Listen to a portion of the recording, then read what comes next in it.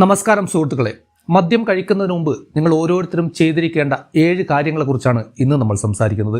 മദ്യം ആരോഗ്യത്തിന് ഒട്ടും നല്ലതല്ലെന്ന് നമുക്കെല്ലാവർക്കും അറിയാം. അതുകൊണ്ട് തന്നെ മദ്യപാനം ഒഴിവാക്കുകയാണ് ഏറ്റവും ഉചിതം എന്നത് ആദ്യമേ പറയട്ടെ. അക്കാര്യത്തിൽ നമുക്കിടയിൽ ഒരു പ്രതിവാദത്തിൻ്റെ ആവശ്യമില്ല എന്നതാണ് സത്യം. എങ്കിലും നിങ്ങൾ മദ്യം ഉപയോഗിക്കുന്ന വ്യക്തിയാണെങ്കിൽ അത് നിങ്ങളുടെ ശരീരത്തിലുണ്ടാക്കുന്ന മാരകമായ ആഘാതങ്ങൾ എങ്ങനെയൊക്കെ കുറയ്ക്കാം എന്നതിനെക്കുറിച്ച് നിങ്ങൾ മനസ്സിലാക്കിയിരിക്കുന്നത് നല്ലത് തന്നെയായിരിക്കും. ഞാൻ പറയാൻ പോകുന്ന ഈ ചെറിയ കാര്യങ്ങൾ നിങ്ങളുടെ ആരോഗ്യത്തിന് മേൽ മദ്യമുണ്ടാക്കുന്ന വിപരീത ഫലങ്ങളെ വലിയ അളവിൽ പ്രതിരോധിക്കാൻ സഹായിക്കും എന്ന കാരണമാണ് ഈ വീഡിയോ ചെയ്യാനുള്ള പ്രചോദനം.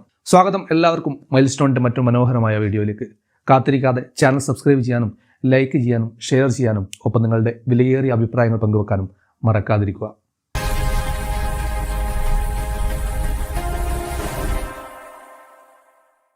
വിഷയത്തിലേക്ക് കടക്കുന്നതിന് മുമ്പ് മദ്യത്തെക്കുറിച്ച് കാലങ്ങളായി നിലനിൽക്കുന്ന ഒരു മിഥ്യാധാരണ നമുക്ക് പൊളിച്ചെഴുതേണ്ടതുണ്ട്.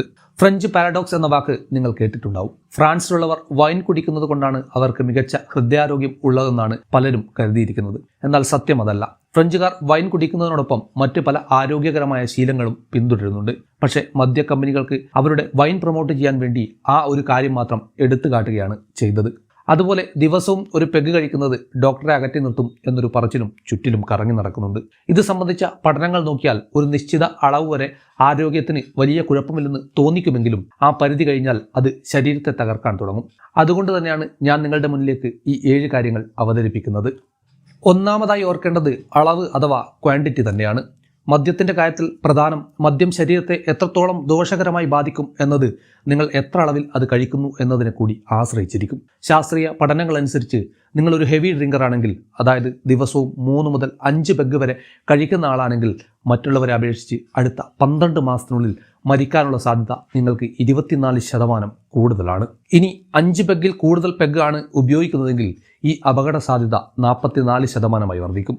ഒരു സ്റ്റാൻഡേർഡ് ഡ്രിങ്ക് എന്നതുകൊണ്ട് ഉദ്ദേശിക്കുന്നത് 14 ഗ്രാം ആൽക്കഹോൾ അടങ്ങിയ അളവാണ്. ബിയർ ആണെങ്കിൽ 350 millilitre, wine 150 millilitre, വിസ്കിയോ റമ്മോ ആണെങ്കിൽ 45 മില്ലി ലിറ്റർ എന്നിങ്ങനെയാണ് കണക്ക്. പുരുഷന്മാർക്ക് ഒരു ദിവസം പരമാവധി 2 സ്റ്റാൻഡേർഡ് ഡ്രിങ്കും സ്ത്രീകൾക്ക് 1 സ്റ്റാൻഡേർഡ് ഡ്രിങ്കും മാത്രമേ കഴിക്കാൻ പാടുള്ളൂ.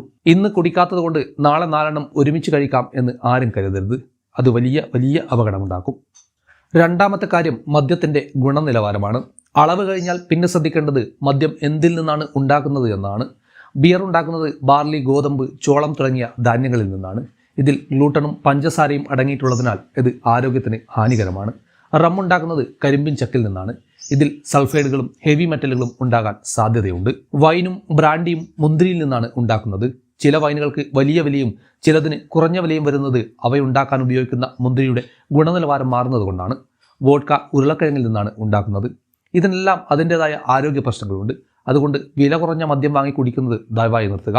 വില കുറയുന്നത് അതിൻ്റെ അസംസ്കൃത വസ്തുക്കളിൽ വിട്ടുവീഴ്ച ചെയ്യുന്നത് കൊണ്ടോ അല്ലെങ്കിൽ അമിതമായി പ്രോസസ്സ് ചെയ്യുന്നത് കൊണ്ടോ ആണ്. കുടിക്കുന്നത് എപ്പോഴെങ്കിലും ആണെങ്കിൽ അത് ഏറ്റവും നല്ല ഗുണനിലവാരമുള്ളതാകാൻ ശ്രദ്ധിക്കുക. വിവാഹങ്ങളിലോ മറ്റോ സൗജന്യമായി ലഭിക്കുന്ന മദ്യത്തിൻ്റെ കാര്യത്തിലും ഈ ജാഗ്രത പുലർത്തേണ്ടതുണ്ട്. കാരണം പലപ്പോഴും സൗജന്യമായി ലഭിക്കുന്നതിലൊക്കെ ഗുണനിലവാരം കോംപ്രമൈസ് ചെയ്യപ്പെടാറുണ്ട്. മൂന്നാമതായി മദ്യത്തിലെ ആൽക്കഹോൾ കണ്ടന്റ് അഥവാ ABV തിരിച്ചറിയണം. ഓരോ തരം മദ്യത്തിലും ആൽക്കഹോളിൻ്റെ അളവ് വ്യത്യസ്തമായിരിക്കും. ബിയറിൽ ഇത് 3 മുതൽ 6% വരെയാണെങ്കിൽ വൈനിൽ 10 മുതൽ 15% വരെയാണ്. വിസ്കിയിലും വോഡ്കയിലും ഇത് 35% മുതൽ 50% വരെയാകാം. ഇത് കൃത്യമായി മനസ്സിലാക്കി വേണം നിങ്ങളുടെ പെഗിൻ്റെ അളവ് നിശ്ചയിക്കാൻ. എന്തുകൊണ്ടാണ് ഇത് ഇത്ര ഗൗരവകരമാകുന്നത്? കാരണം മദ്യത്തിലുള്ള എത്തനോൾ ദഹിപ്പിക്കാൻ നമ്മുടെ കുടലിന് കഴിയില്ല. ഇതിൻ്റെ മുഴുവൻ ഭാരവും ചുമക്കേണ്ടത് നമ്മുടെ കരളാണ്. മദ്യം നമ്മുടെ ശരീരത്തിന് ഊർജ്ജത്തിനായി ഉപയോഗിക്കാൻ കഴിയില്ല. മറിച്ച് കരൾ ഇതിനെ പൂർണ്ണമായും കൊഴുപ്പാക്കി മാറ്റുന്നു. ഈ കൊഴുപ്പിൻ്റെ വലിയൊരു ഭാഗം കരളിൽ തന്നെ അവശേഷിക്കുന്നു. ഇതാണ് ഫാറ്റി ലിവർ എന്ന അവസ്ഥയിലേക്ക് നയിക്കുന്നത്. ക്രമേണ ഇത് കരളിലെ കോശങ്ങളെ കൂടി നശിപ്പിക്കുന്നുണ്ട്. നാലാമതായി മദ്യത്തിലെ കലോറിയെക്കുറിച്ച് നിങ്ങൾ അറിഞ്ഞിരിക്കണം. ഈ കാര്യം കേൾക്കുമ്പോൾ നിങ്ങൾ അമ്പരന്ന് പോയേക്കാം. ആകെ 3 മാക്രോ ന്യൂട്രിയൻസുകളാണ് നമുക്കുള്ളത്: കാർബോഹൈഡ്രേറ്റ്, പ്രോട്ടീൻ, കൊഴുപ്പ്. ഇതിൽ കൊഴുപ്പിലാണ് ഏറ്റവും കൂടുതൽ കലോറി ഉള്ളത്. 1 ഗ്രാമിൽ 9 കലോറി. എന്നാൽ കൊഴുപ്പ് കഴിഞ്ഞാൽ ഏറ്റവും കൂടുതൽ കലോറി ഉള്ളത് മദ്യത്തിലാണ്. അതായത് 1 ഗ്രാമിന് 7 കലോറി. വയറ് ചാടുന്നതിനും തടി കൂടുന്നതിനും പ്രധാന കാരണം ഇതാണ്. മദ്യത്തിൽ നിന്നുള്ള കലോറി ശരീരം ഊർജ്ജത്തിനായി ഉപയോഗിക്കാത്തതിനാൽ അത് നേരിട്ട് കൊഴുപ്പായി വയറിലും കരളിലും അടിഞ്ഞുകൂടുന്നു. ഇതിനാണ് നമ്മൾ ബിയർ ബെല്ലി എന്ന് വിളിക്കുന്നത്. ഇത് എല്ലാവരിലും ഒരുപോലെ തന്നെ സംഭവിക്കണമെന്നില്ല, എന്നിരുന്നാലും സൂചിപ്പിക്കുന്നു എന്ന് മാത്രം. ഒരു ബിയറിൽ ഏകദേശം 150 മുതൽ 175 വരെ കലോറി ഉണ്ടാവും. വൈനിൽ 130 കലോറിയും വിസ്കിയിൽ 100 കലോറിയുണ്ട്. 2 ഗ്ലാസ് വൈൻ കുടിക്കുമ്പോൾ തന്നെ നിങ്ങൾ അറിയാതെ 300 മുതൽ 400 വരെ കലോറി അകത്താക്കുന്നു. തടി കുറയ്ക്കണമെന്ന് ആഗ്രഹമുള്ളവർ ഈ കലോറി കണക്കുകളൊന്നും തന്നെ മറന്നു പോകരുത്. അഞ്ചാമത്തേതും ഏറ്റവും പ്രധാനപ്പെട്ടതുമായ കാര്യം കോക്ടെയിലുകളും മിക്സറുകളും ഒഴിവാക്കുക എന്നതാണ്. മദ്യം നേരിട്ട് കഴിക്കുന്നതിന് പകരം അതിൽ ജ്യൂസോ കോളയോ എനർജി ഡ്രിങ്കുകളോ ചേർക്കുമ്പോൾ വലിയൊരു പ്രശ്നം സംഭവിക്കുന്നു. പഞ്ചസാര ചേരുന്നത് കൊണ്ട് മദ്യത്തിൻ്റെ കയപ്പ് മാറുകയും അത് നല്ല രുചിയുള്ളതായി മാറുകയും ചെയ്യുന്നു. ഇത് നിങ്ങളെ നിയന്ത്രണമില്ലാതെ കൂടുതൽ കുടിക്കാൻ പ്രേരിപ്പിക്കും. കൂടാതെ പഞ്ചസാര ചേരുന്നത് വഴി കലോറി ഇരട്ടിയാവുകയും രക്തത്തിൽ ഗ്ലൂക്കോസ് നില പെട്ടെന്ന് ഉയരുകയും ചെയ്യുന്നു. ഇത് ഇൻസുലിൻ സ്പൈക്കിന് കാരണമാവുകയും കരളിന് ഇരട്ടി ജോലി നൽകുകയും ചെയ്യും. ലിക്വിഡ് ഷുഗറും ആൽക്കഹോളും ചേർന്ന മിശ്രിതം കരളിൻ്റെ അന്തകനാണ്. അതുകൊണ്ട് മദ്യം എൻജോയ് ചെയ്യണമെന്നുണ്ടെങ്കിൽ അത് നീറ്റായി കഴിക്കുകയോ അല്ലെങ്കിൽ അതിൽ ഐസോ വെള്ളമോ സോഡയോ മാത്രം ചേർത്ത് കഴിക്കുകയോ ചെയ്യുക. ആറാമതായി ശ്രദ്ധിക്കേണ്ടത് ഭക്ഷണവും ഹൈഡ്രേഷനുമാണ്. മദ്യം കഴിക്കാൻ ഇറങ്ങുന്നതിന് മുമ്പ് വീട്ടിൽ നിന്ന് നല്ല ഭക്ഷണം കഴിച്ചിരിക്കണം. പ്രോട്ടീനും നല്ല കൊഴുപ്പും നാരുകളും അടങ്ങിയ ഭക്ഷണം കഴിക്കുന്നത് വയറിൽ ഒരു കവചം തീർക്കും. ഇത് ആൽക്കഹോൾ രക്തത്തിലേക്ക് ആഗിരണം ചെയ്യുന്നത് വൈകിപ്പിക്കും. പുറത്തു നിന്നുള്ള വറുത്തതും പൊരിച്ചതുമായ ഭക്ഷണങ്ങളും ഉപ്പുള്ള പലഹാരങ്ങളും ഒഴിവാക്കുക. മദ്യം തന്നെ ശരീരത്തെ നിർജ്ജലീകരണത്തിലേക്ക് നയിക്കുന്ന ഒന്നാണ്. അതിൻ്റെ കൂടെ ഉപ്പ് കൂടി ചേരുമ്പോൾ പിറ്റേന്നത്തെ ഹാങ് ഓവറും തലവേദനയും അസഹനീയമാവും. മദ്യം കഴിക്കുമ്പോൾ 1-for-1 നിയമം പാലിക്കുക. അതായത് ഓരോ പെഗ്ഗിന് ശേഷവും 1 ഗ്ലാസ് വെള്ളം കുടിക്കുക. ഇത് ശരീരത്തിൻ്റെ ജലാംശം നിലനിർത്താൻ നിങ്ങളെ സഹായിക്കും. ഏഴാമത്തെയും അവസാനത്തെയും കാര്യം ഒരിക്കലും ഒറ്റയ്ക്കിരുന്ന് മദ്യപിക്കരുത് എന്നതാണ്. ലോകത്ത് 100-ലധികം വയസ്സ് വരെ ജീവിക്കുന്നവർ ഉള്ള ബ്ലൂ സോൺ പ്രദേശങ്ങളിൽ നടത്തിയ പഠനങ്ങളിൽ ഒരു കാര്യം കണ്ടെത്തിയിട്ടുണ്ട്. അവിടെയുള്ളവർ മദ്യം കഴിക്കുന്നത് വളരെ കുറഞ്ഞ അളവിൽ ഒരു സാമൂഹിക കൂടിച്ചേരലിൻ്റെ ഭാഗമായി സുഹൃത്തുക്കളോടും കുടുംബത്തോടുമൊപ്പമാണ്. ഒറ്റയ്ക്കിരുന്നുള്ള മദ്യപാനം നിങ്ങളെ വേഗത്തിൽ ലഹരിക്ക് അടിമയാക്കുകയും ഹൃദയരോഗം, പക്ഷാഘാതം തുടങ്ങിയവയിലേക്കുള്ള സാധ്യത വർദ്ധിപ്പിക്കുകയും ചെയ്യും. മദ്യം കഴിച്ചു കഴിഞ്ഞാൽ ഉടനെ പോയി കിടന്നുറങ്ങരുത്.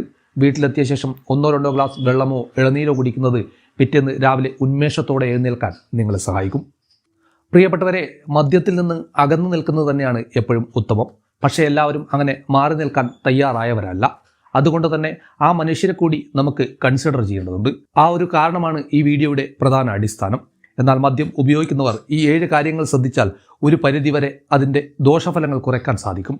മദ്യപിച്ച് ഒരിക്കലും വാഹനം ഓടിക്കരുത്. അത് നിങ്ങളുടെയും വഴിയിലൂടെ പോകുന്ന മറ്റൊരാളുടെയും ജീവനെടുക്കാൻ കൂടി കാരണമായേക്കാം. വീണ്ടും ഒരിക്കൽ കൂടി പറയട്ടെ, ഒരു തുള്ളി മദ്യം പോലും ആരോഗ്യത്തിന് നല്ലതല്ല എന്നതിൽ നമുക്ക് തർക്കം വേണ്ട. ഈ വീഡിയോ നിങ്ങൾക്ക് ഉപകാരപ്പെട്ടെങ്കിൽ സുഹൃത്തുക്കൾക്കും പങ്കുവെക്കുക. നിങ്ങളുടെ അഭിപ്രായങ്ങൾ കമൻറ്റായി രേഖപ്പെടുത്തുക. ചിന്തകൾ മാറ്റുക, ആരോഗ്യം വീണ്ടെടുക്കുക. ഒപ്പം ചാനൽ സബ്സ്ക്രൈബ് ചെയ്യാൻ മറക്കാതിരിക്കുക. മറ്റൊരു മനോഹരമായ വീഡിയോയുമായി നമുക്ക് വീണ്ടും കാണാം.